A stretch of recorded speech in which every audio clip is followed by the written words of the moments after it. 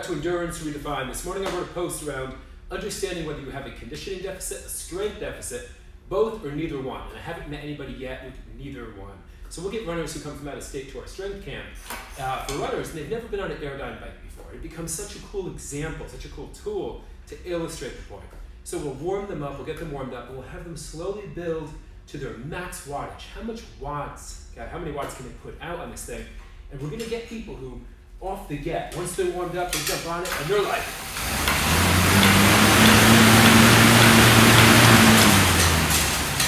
and they'll come off it, and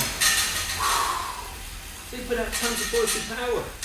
And their job in running is to have the conditioning to keep up with that power output. We're gonna get other people on this bike, and we're gonna tell them, go for it, and they're gonna show us this. That's all that they have. They don't ever get winded or gassed or out of breath.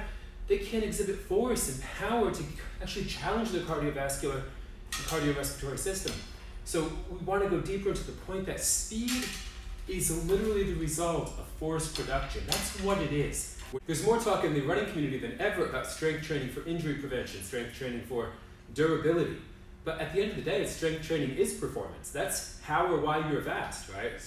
Running speed is a result of two things. I have mass-specific force. I have my ability to exhibit force to the ground in relation to my mass, and I have ground reactive force in return. We're not millipedes. It's not about how fast we move our legs, right? So we all know somebody who just cannot get winded. They're never out of breath. They just can't exhibit any power. Then you know people who are powerhouses, but they get winded really fast. The really fun part of this whole performance thing is figuring out where your actual weak links are and where you can turn the dial on your performance. At the end of the day, if we can start to define what these words mean, strength, conditioning, we can actually build in the capacities that they're built from.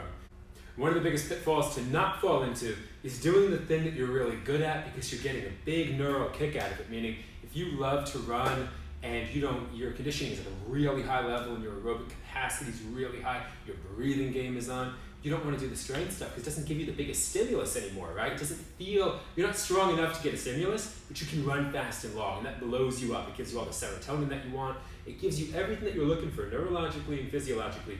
You feel awesome when you do it, so you do more of it. And you leave this big hole, this big debt in this other space, right? You have to begin to invest the time to feel just as awesome when you're actually able to put some plates on the bar and get that big hormonal stimulus that you get from lifting heavy. And obviously the other side of the coin is just as true, right? If you love lifting heavy and you don't have the conditioning to get a good workout by going out for a run, dive into that, right?